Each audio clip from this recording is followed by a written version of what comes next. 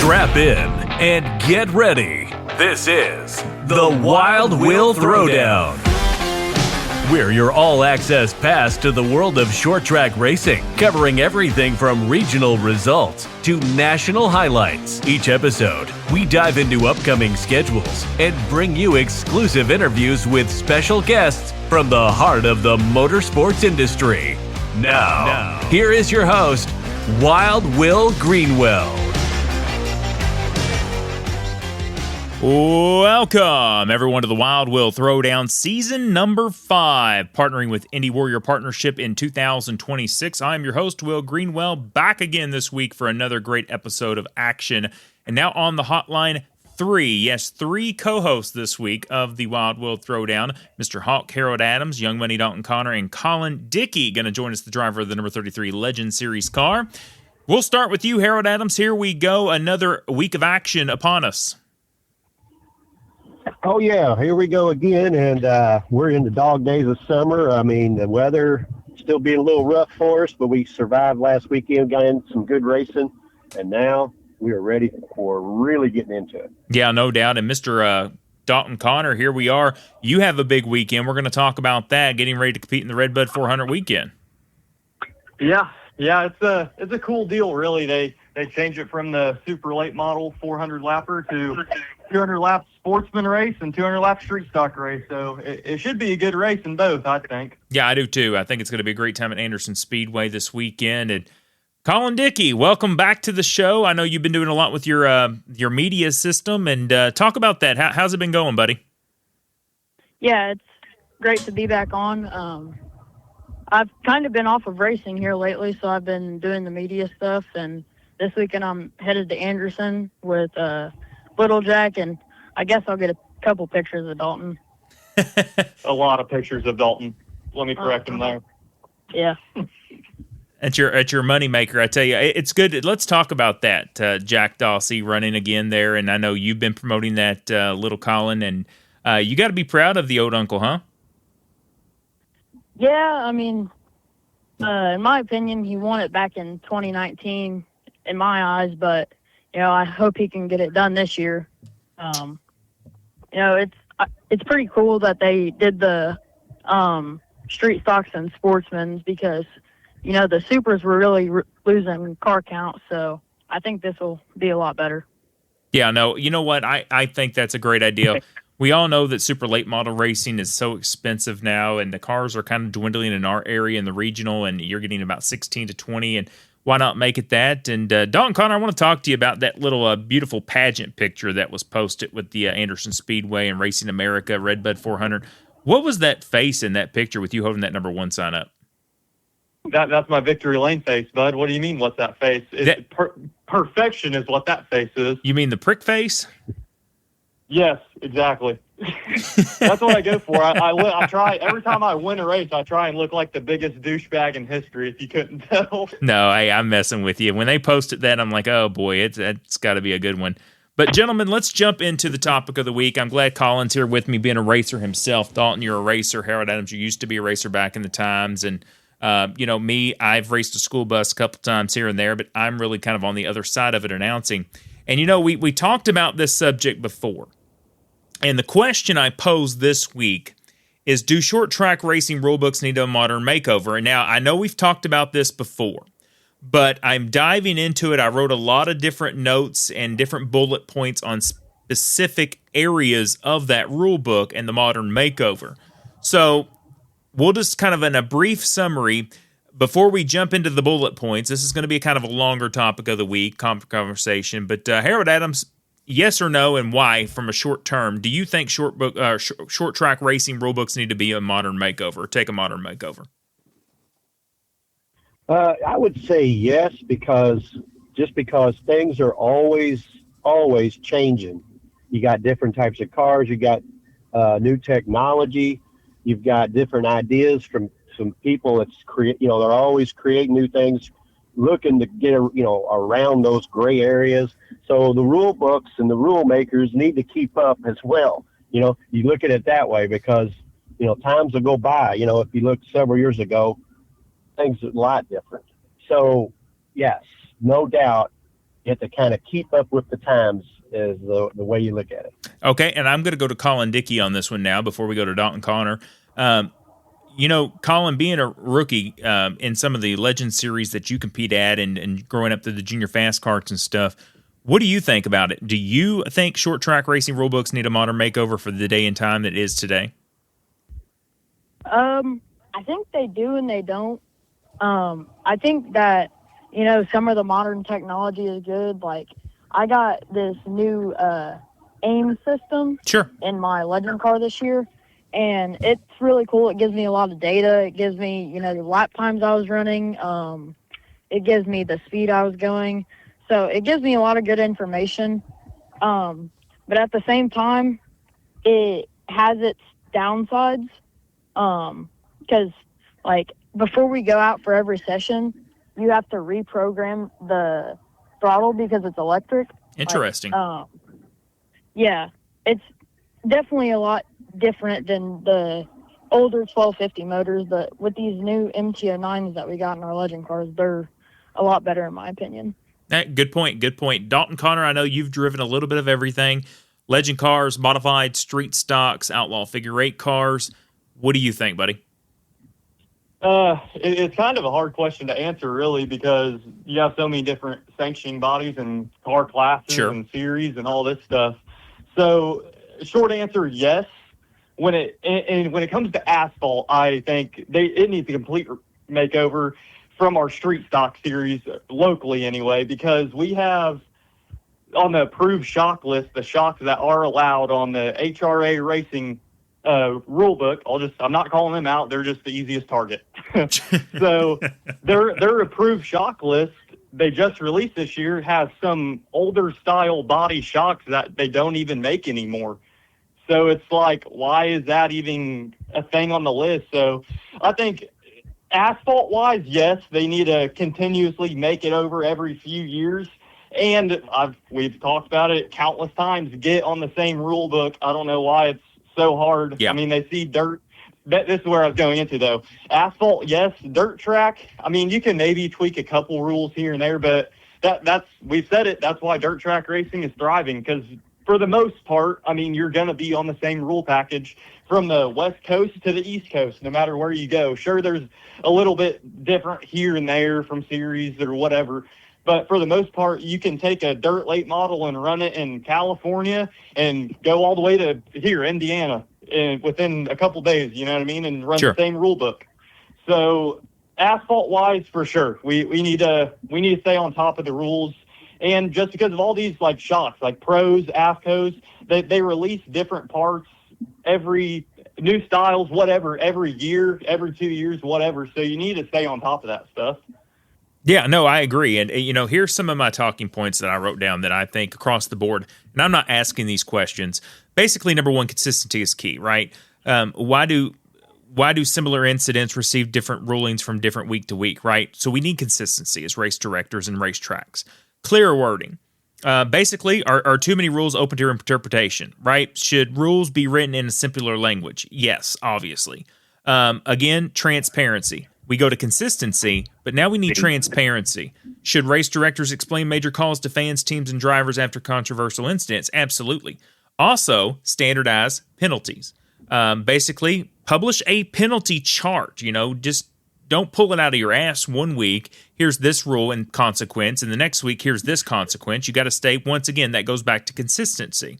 Driver meeting. Are pre-race meetings enough, or should tracks provide rule updates in writing before each event? Then you got technology, then fan understanding. Here's one of the big things. Could tracks post rules of the week, video, social media, help fans understand what are common calls?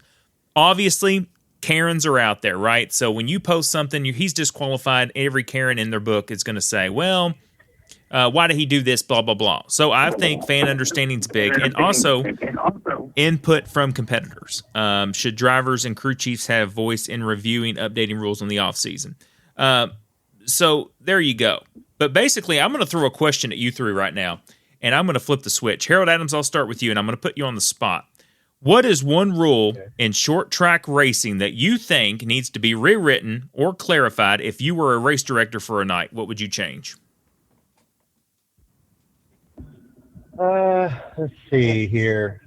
As far as a race director goes, I mean, it's so hard as far as clarity on when and when not to throw a caution, because that's a real judgment area there. But a lot of times, we go to different tracks, we see lazy cautions, we see sometimes not so lazy cautions.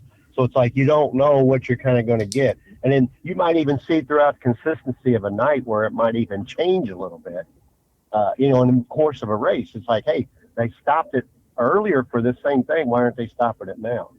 So it's like, it's almost like that's something that needs to be pinpointed. Hey, we're going to throw it for this, we're going to throw it for that, but maybe not for this, maybe not for that.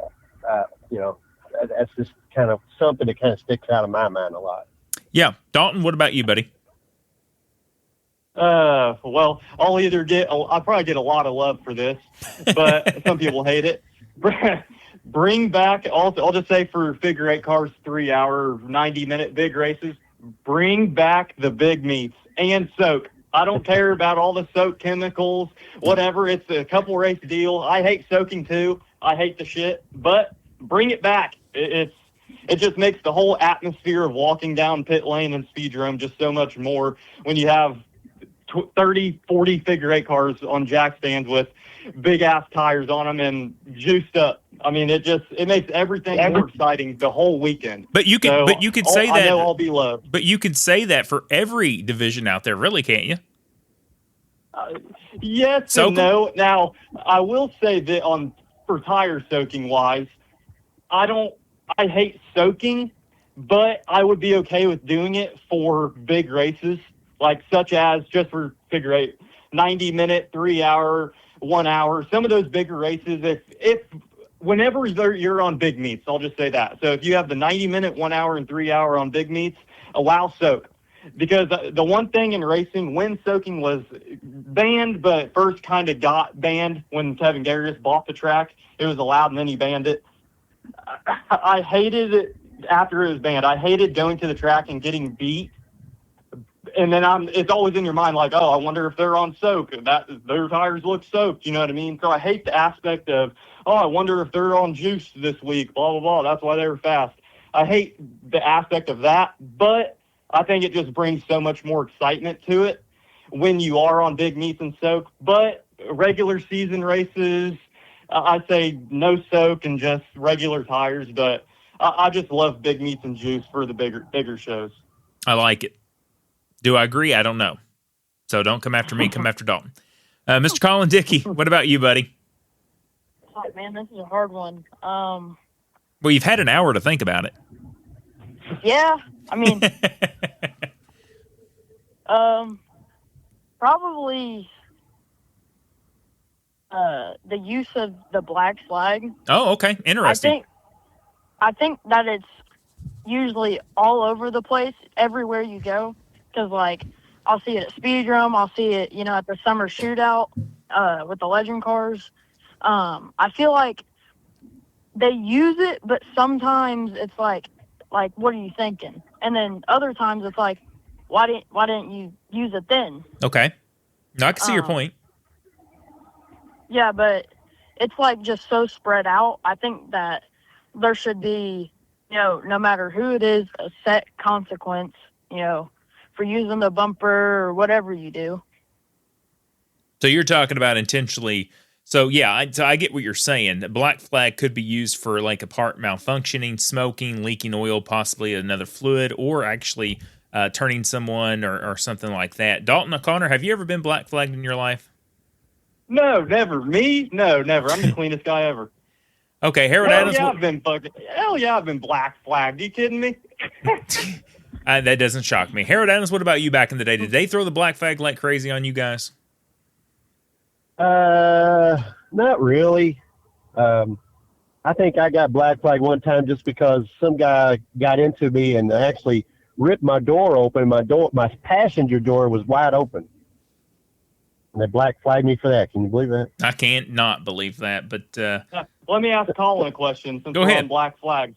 Collin, what race was it that you were battling for the win this year? This year. Oh yeah. It was a Marty Griffin. Yep. Marty Griffin Memorial at the Speedrome. Yeah, it was the first race at Speedrome I ran this year. Yep. I came off of turn 2, and I made a mistake, and I spun out Xavier King, and it was not intentional, but it was obvious that it was on me, and they didn't do anything about it. Like, I wanted to tap, go to the back, but they wouldn't let me. So my question to you, Collin, do you think that you should have got the black flag there? Or do you think? Yes. Okay. That's surprising right there, actually, from a 12-year-old. I'm surprised he said that. Hey, Proud of him. 13, same thing. 13 going on 20. You bring up a very interesting point, though, the tap-out rule, and that's one thing I forgot about. I don't know if it were me. I don't know. I would change that rule. I think I'm just thinking you got to use your jurisdiction. If you see someone intentionally do it, and as the race director, they did that, then send them back to the back, right? So instead of making them both go to the back, if you tap, you just go to the back. Come on. If you're the race director and you see that, I don't. What's your opinion, Dalton, in that? I think you should use your jurisdiction, especially if you've seen it. It's very circumstantial, I guess. Yeah. People get dumped or spun, wrecked, whatever, worse in certain circumstances than others. I don't know. It depends on if the crowd likes that person or not. Yeah, exactly. But I will say the last year's Halloween 200, I don't know, probably 40 or 50 to go or so, I was battling with Tyler Nicely, and I got to the inside of him and just overcooked the corner. It was my mistake, and I spun him, and I tapped, and I can't remember. I went to the back, but I let him just get in front of me. So he didn't get his spot back, but still I felt like complete shit. I felt horrible about it. It's not like we were battling for the win or anything, but it's still a lot of track position, and I tore up his quarter panel. It's still money and time to fix. So I felt bad about that. So I agree with the tap rule in some situations, sure, but I don't know. It's kind of, like I said, it's just circumstantial, I guess. It is. There's a lot of circumstantial stuff out there and what you think about. But, man, gentlemen, what a great topic of the week today. And coming up next on the show, we're going to have the driver of the number 24 Ford Crown Vic, Adam Arrington, as he prepares to go into this weekend's King of the 1 Hour Ford Figure 8 inaugural, $2,000 to win over 40 cars starting 3 wide at the Sportsdrome Speedway. Going to be a big one. We're going to talk about that at the end of the show. But coming up next, going to be the driver of the number 24 Ford Crown Vic of the Indianapolis Speedrome. Adam Arrington joins us next here on the show. Race fans, in 2026, we celebrate 5 years of the podcast, The Wild Will Throwdown. And in 2026, we cannot thank our great marketing partners for what they do for us, including the Salem Speedway, the Sportsdrome Speedway, KKR, Indianapolis Speedrome, Elite Outdoor Services, Shears Drain Cleaning, Kentucky Clutch and Performance, Forklift Rescue, Diesel Boys, Harp fans, Hoosier Auto Racing fans, Flag to Flag Media, Roosters, Marshall Jaggers Racing, Derby City Recycling, Polk Brothers Racing, John McLaren Motorsports, Shane Wilson Lawn Care, Sean Smith Race Cars, Circle City Raceway, Victory Lane Frenchies, Oink Incorporated, Hadley Towing and Recovery, Code 3 Roofing, KJ Enterprises, The Smile Center, Clatt Mowing and Landscaping, LaFever's Curbing, El Tarasco Mexican Restaurant, and S&R Towing. We cannot thank our beautiful marketing partners enough for their success and their support in 2026.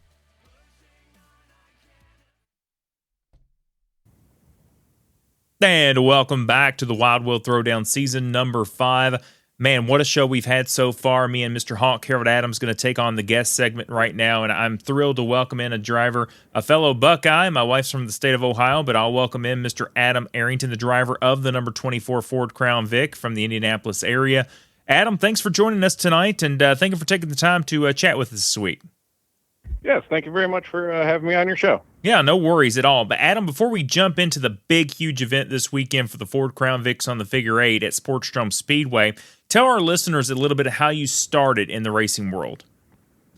I started back with my dad taking me to the Barberton Speedway out in Ohio at the age of 2, and grew up out at the track every Saturday night, rooting on the guys the cars that he worked on, and got into go-karts, ran mid-Ohio and stuff in the early 2000s. Wow. And then started driving street stock and won a championship in a 69 Chevelle in our hobby stock class back in 2011. So. Oh, wow. Now that is awesome. 2 go-kart championships and a track record at Mid-Ohio in 2001. So. Well, that's pretty. My resume. That's a lot to your resume, and I'll bring in Mr. Hawk Harold Adams. He loves the hobby stocks. He loves that kind of racing. Harold Adams, I didn't know all this about Adam. No, didn't either. I mean, we know a little bit about our friends up north, but it's always interesting to get the background of some of these guys. Adam, sounds like you got a little bit more experience than what we thought. Yeah, I've got a lot of oval track experience. Growing up on a quarter mile, pretty much bank similar to the Indianapolis Speedrome. Not much banking in both corners, a little bit different than one another. So it was definitely challenging learning the Speedrome compared to where I raced at in Barberton in Ohio. So Adam, real quick, before we jump into, of course, what is going to take place this weekend at the Sportsdrome Speedway, talk about that transition from being an oval guy to actually taking on the figure 8 course, and what made you want to do it?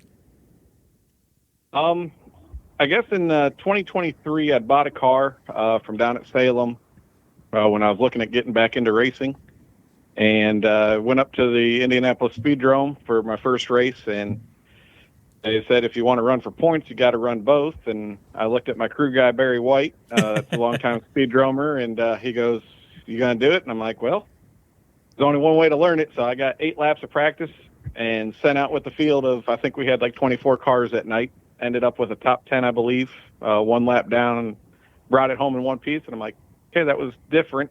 2024,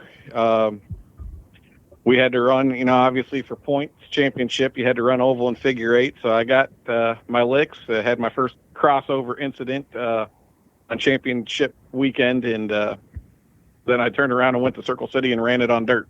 So just kind of forced myself into running it, and over the last 2 years here, I've really started enjoying it and being able to sit back, relax as I'm driving the figure 8 now. No, I love that, Adam. And that's the beautiful things about, and Harold Adams and myself talk about this everywhere we go. For a car to be so versatile that you can actually take it and race figure 8, race it on the oval full time, race it on the dirt surface, and not change hardly anything. Of course, there's the dirt guys out there that have, of course, no windshields. There's the windshields. I'm not talking about that. I'm just talking about the car aspect. But Harold Adams, this weekend, I know you are probably, I'm going to go on and say it, this is your event this year that you have been looking forward to more than anything on the calendar, Harold Adams. Talk about what's going to happen, Harold, for our listeners this Saturday night at the Sportsdrome Speedway, and I'll let you take it away with Adam there talking about this big event. Yeah, it definitely is the one I circled. I've been wanting to do this for a while now. Is do like a 1 hour enduro for the Ford figure 8, because we've been doing it for the oval down here for years now. And so I was like, we need to be able to try to do this sometime, but you don't have as many cars, of course, as the oval. But if we could draw them in from the Speedrome in Anderson, get that perfect weekend and the weather, we should be able to put on a great show with a lot of cars. And so it's kind of, Mike decided to put it on there, and then I told him, I said, I want to kind of promote this. So we've been working together with it on this, and, here we are. And, I was just trying to come up with some ideas. We've always been trying to get some guys, Adam, to come down here to race with us. Some of our guys will go up there here and there, and during 3-hour weekend. But we've had some trouble getting some of the guys that come down here. I mean, a lot of our guys seem like they're maybe they're a little bit faster. I don't know. Some people talk about it being rough, but I know it's rough up Speedrome too, because we've watched plenty of races. We've watched plenty of races up here. It's just as rough. It's just the nature of the beast on a small quarter-mile course on the figure eight. It's just the way it's going to be. But, I try to figure out some incentives. So, we decided to, pay the pit fee for you guys to come down the first 10. And that's exactly what we have is 10. But, more can come if they want. There's no doubt about that. But, yeah, we're going to do the 1 hour figure eight, sort of like 3 hour format. We're going to start 33 cars, 3 wide. And then any other that we have after that, they're going to be as alternates. And like they do up there, when a car drops out, the next alternate will come in. And that car that went out, if they can come back into the race, get repaired, whatever it was, they can come back into the race. So you might gain cars that way. And there's not going to be any cautions. It's only going to be stopped on red flag conditions. We're going to have a push car, by the way, and be able to try to keep things going. If cars stall out somewhere, actually we're going to have 2 of them, believe it or not.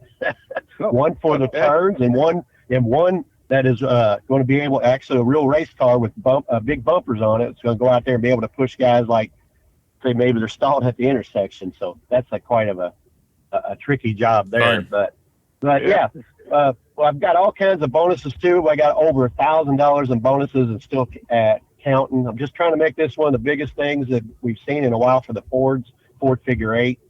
So, I was really happy. I wasn't sure what kind of response I was going to get from the out-of-towners, but it was overwhelming. I know you were one of them, and I know you really seem like you're excited about this. So, you said you're still kind of new, but you've kind of gotten used to it, kind of settling in a little bit. So what's making you want to race in this event? Just the success that I've had over the last 2 years running the figure eight. I've gotten a couple wins here at the Speedrome on the figure eight, so not kind of adding to my oval stuff. But just I like trying new tracks. I did run the figure eight one time down at Salem. But this event here just really intrigued me. Being an hour doesn't mean you have to be the fastest car to win. Yes. You just got to be at the right place at the right time at the end, and just kind of pace and save your equipment. And I'm pretty good at being, I guess what a lot of guys up here call me over conservative. Yeah, I've kind of noticed that. I've kind of noticed that the times we've been up there. You've been pretty smooth and not too radical, I guess you could say. And, smooth and steady sometimes wins the race. And I'll tell you what, the beginning of this race, the first 10, 15 minutes is going to be critical. You know that. Yeah. It's, I've talked a lot. I've learned a lot too from guys like Chad Sizemore and the Outlaw figure eights, Jesse Tunney, talking to all those guys, Jeffrey Shackelford, just kind of, hey, I know your car is different. What am I doing wrong in the Ford? If you guys have ever watched our race. And over the last couple of years, they've given me a lot of great insight of what they do and how they prepare for long endurance races. And I figured this is the greatest opportunity to get my shot at seeing what I can do in it. Well, that's awesome right there. Yeah, Will, go ahead. No, absolutely. No, talking about, I don't really realize, I don't think people realize how big this is. I know you guys do. I'm talking about fans. Yeah. Seeing this Ford Crown Vic class boom, and I'm going to quote the veteran himself, Butch Winters. He only built a brand new Ford this year for a 3-hour style race for the figure eight for the Fords, because let's be honest, they're plentiful, right? Sportsdrome averages about 18 to 24 Ford figure eights on a weekly basis. They average 60 to 70 Ford Crown Vics for the oval. I know you, Harold, for one, have been advocating for this and reaching out to everyone and the people who are going to be doing this. You have over 40 possibly on the good list. I don't really understand. I don't think people understand how big this is going to be this Saturday night. You have a sold out capacity crowd. The buses always sell Sportsdrome out. You have the race fan. You have the Night of Destruction fan. You have Under the Lights. It's going to be close to that once this finishes. 2,000 to win. Adam, I know you got to be pumped for this one. Oh, I'm excited. I'm really excited for the crown. I really want to get the crown so I can wear it to work on Monday.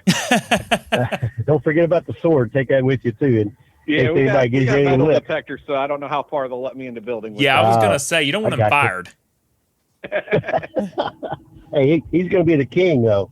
Hey, he can get away with a lot. That's awesome. You know, and the competitors, Anderson, Speedrome, Sportsdrome, Salem. I mean, these competitors are truly, and as you hear me on the microphone, whether it's announcing at Salem or announcing at Sportsdrome, announcing at Speedrome, our region has the best Crown Vic drivers anywhere because it is the hotbed. Sportsdrome started this. It started spreading everywhere over Indiana. And I know you, Harold, are very excited because who knows? I'll be interviewing the winner after that race. I know Harold Adams, you will be crowning, literally, the winner. And this is going to be exciting for you too, Harold. I know you're pumped up as I am. Oh, I mean, I'm excited about it. I mean, ever since I started really digging into this event, you know, over a month ago, I've been counting the days, I guess you could say. And I tell you what, too, I don't want to jinx us, but the weather's looking good, too. So, yep. I mean, things are really looking up. Well, I told you, you know, with all the rain we've had, hopefully we hit a little bit of a drought. I hate to wish on a drought, but I'm glad we're going to get one finally, hopefully. But, Adam, before we wrap up here, as everyone on this show, who would you like to thank on that number 24? Anybody you want to shout out? Anybody you want to thank? This is your time. Yeah, I'd like to give a big shout out, one, to Harold Adams for putting on this event. So thank you very much for that and inviting us down from up here at the Speedrome. For on the car, I got to thank my fiance, Katie, for putting up with me doing this every weekend and, you know, spending all of her money on it. But for my sponsors, James Todd and Grand Scale Graphics, John Wilson with Amsoil and Hoosier Coachman Motorsports, Brown Motorsports, All-Type Clock Shop, Justin Bliss and the Finer Details, BEW Cycles, Jennifer Doty Purvis with the graphics for the car, and I know I'm forgetting somebody here, Dax Sims, the cage chassis and fabrication, Pro Series equipment, and I know, I'm sorry if I forgot anybody. Chapman Specialties. They've been helping us with my stepdaughter and her fast cart, getting her started. So hopefully we'll have her in a Ford here in a couple of years. Awesome. But I just like to, you know, thank you guys for allowing us to come down and hosting this event, and I've been looking forward to it here since been seeing all the posts and everything for it. Well, I, for one, can say that we wish you the best of luck this weekend, and we welcome you to the Sportsdrome Speedway, and we're looking forward to seeing you down here, Adam, and the best of luck to you this weekend. I really appreciate it. I'm looking forward to running some with the best of the best, like Jacob Robertson and those guys down there. I know they give us a run for our money when they come up here, and it's always a privilege to race with those guys, so it'll be fun to do it at their home turf. Hey, Wild Will Throwdown fans, Will Greenwell here. If you're into all types of racing like I am, then you need to check out the all-new Flag to Flag Media show each and every Tuesday at 8 p.m. on Facebook and YouTube. Just go to Flag to Flag Media, that's Flag, the number 2, Flag Media on Facebook and give them a like, or YouTube and subscribe. They will cover all of your dirt racing needs around the region. Flag to Flag Media. Check them out. And welcome back to the Wild Will Throwdown. That was the driver of the number 24, Adam Arrington, going for a big win this weekend at the Sportsdrome Speedway. Let's talk about the upcoming schedule, July 24th, 25th, 26th, and I'm going to say it, the last weekend of racing in July. Man, I can't believe it. Dalton, I feel like I say that every week, but the last weekend in July, it's almost back to school time. What about that? Yeah, these things fly by. I'm telling you, these weeks, these weekends, they just fly by, especially for me recently because I haven't raced in 3 weeks. So yeah. I'm scratching out the neck like a crackhead over here. There we go. Hey, you know what? This is going to be a great weekend of racing no matter where you are. If you were on the dirt circuit, we'll talk about dirt first. Windy Hollow Speedway down in Owensboro, Kentucky, going to have a makeup day. Our friends down there are going to have a makeup race on July the 26th. The Brownstown Speedway, just an FYI, will be off this weekend. They are setting up for the Jackson County Fair. Everyone knows the following week is the Grand Champion race for the super late models at Brownstown Speedway. Paragon Speedway. Now, this is a lot of going on now. A lot of tracks in the area are gearing up for USAC Sprint Week, including Paragon Speedway, July the 29th. Circle City next week as well. Circle City this Friday night, though, is having the super late models makeup race back on the schedule. Modifieds, Crown Vics, Pure Stocks, and Hornets. Lake Cumberland Speedway competing as well. The Thunder Valley Raceway will be there. I know Harold Adams will be taking pictures. I'll be there this Sunday night, July the 26th. Super Stock, Pure Stock, Crown Vics, and Hornets and Scrapper is going to take place. Florence Speedway, Dollar Days, Slinging Dirt Late Models, Race Saver Sprints. Now, those are the 305s, of course, 305 cubic engine, obviously not the 410s. 1,000 win for Crown Vics, and $1 drink items, food items, and $1 beer. And we'll start with the asphalt world. Harold Adams, this is going to be a huge event this Saturday night. Talk about it. Yeah, it's a biggie. I mean, the school bus figure eight nights are always big at the Sportsdrome, but this one's even bigger than that. I mean, this is Mike Gibson's the promoter. This is his favorite one too, because he's doing a big charity for the Kentuckiana Friends of V. So it's a big thing, a big cancer fundraiser for that. Well, so you got the Louisville football coach, head coach Jeff Braun waving the green flag. Yeah, he did that last year, so he invited him back, and Mike's got some really good giveaways on that too. So a lot of stuff going on there. And then, of course, you're going to have your bus crowd. Now, of course, we're going to have the inaugural King of the Ford Figure 8 1-hour enduro, which I'm a big part of. Been promoting it like crazy. $2,000 to win, pays through the field. I've got all kinds of big bonuses, small bonuses. We got the out-of-towners coming in. I've got like 42 cars on the good list and still like 10 on the maybe list. So we should hit 40-something in that race. But even on top of that, we got the Ford Future Stars. We got the Smack Talkers going to be doing some wild racing. They're going to do the car bowling. And I'll tell you something else that Mike's adding, and he hasn't even put on there yet to even compound this being a wild thing. He's going to do a figure eight trailer race on top of all of this too. I don't know if you even knew that yet, Will. Oh yeah, no, I heard that, and some of the people bringing trailers and stuff like that. That's going to be great. So that's going to be a big event this weekend. Sold out capacity crowd. The bus races at Sportsdrome, I've flipped 2 of them myself. I'm telling you, it's going to be a sold out capacity crowd. Get there early. It's going to be a great time, as my buddy Don Lister would say, and get ready for that because it's going to be a big night of racing. My merchandise are going to be in the concourse. Our Wild Will Throwdown t-shirts and merchandise. Our new tumblers are out as well. We're selling a ton of those, so make sure you get your merchandise as well. The Indianapolis Speedrome Hall of Fame night, the 46th annual Sonny Thompson Memorial. 100 laps for the Outlaws, front-wheel drive legends, Kenyon Midgets, Plymouth Motor Speedways having double play for the street stocks, factory Fords, 4-cylinders, and Hornets. Our friends up there. And I'm telling you what, a big, big, big event going on at the Anderson Speedway this weekend. Collin, real quick, talk about what you're going to be doing at the Anderson Speedway. I know you'll be there with your uncle competing as well. So talk about that at Anderson Speedway, what you'll be doing with your photography.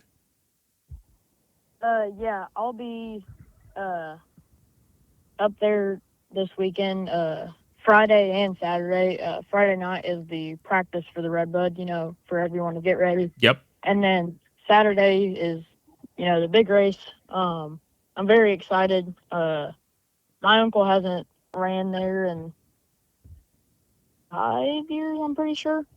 So it's definitely cool to see him get back there, and hope to see him get it done as well as Bolton. I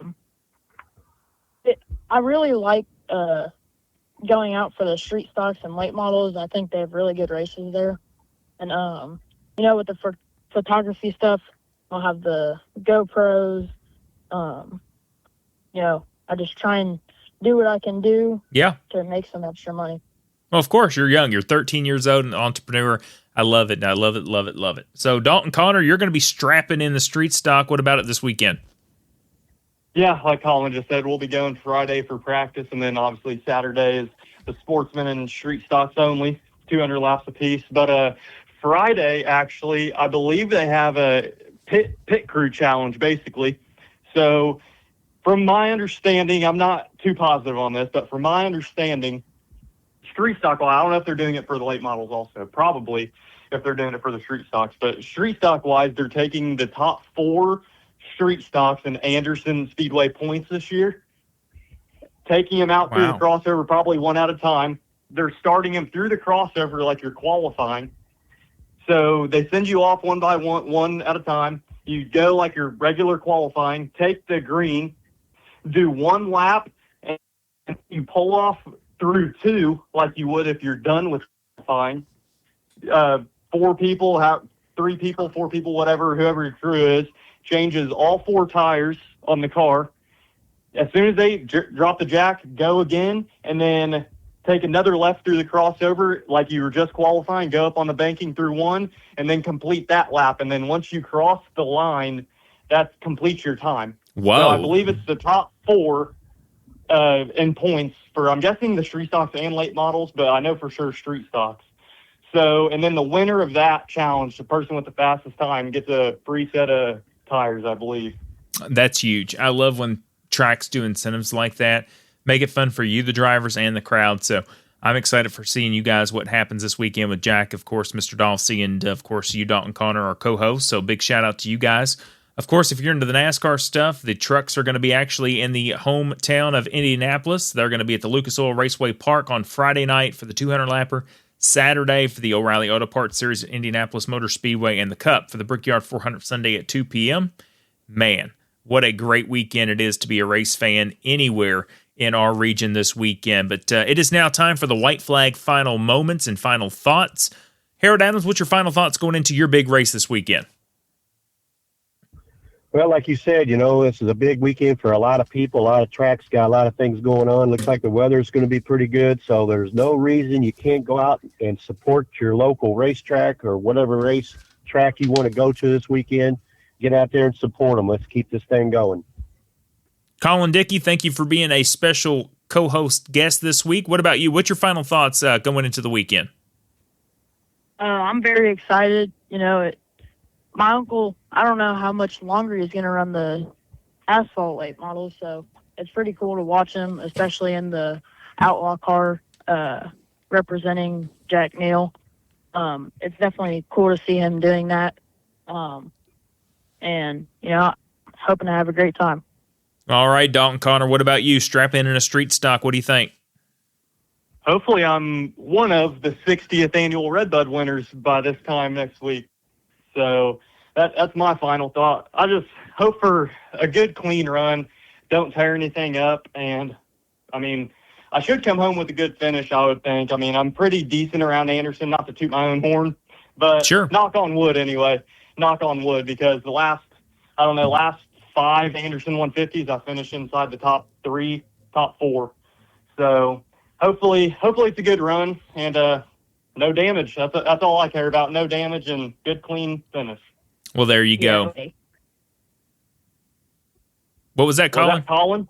I said, yeah, okay. Yeah, all right, buddy. Kick him off here. Good, clean race. Uh-huh. Yeah, kick him off here, Will. We're done anyway. We don't need him anymore. Well, that's how we're going to end the lights, right? Yeah. Turn off the lights. I love it. Well, as always, each and every week on here, we want to thank Indy Warrior Partnership for giving back to our veterans this year in 2026, celebrating 5 years here at the Wild Will Throwdown. Want to thank, of course, the co-host and special guest co-host today, Collin Dickey, Harold Adams, and Mr. Young Money Dalton Connor. Want to thank all of our fans. Without our fans and our marketing partners, we could not be here each and every week. And as far as I'm concerned, my name is Will Greenwell, and I will see you around the turn.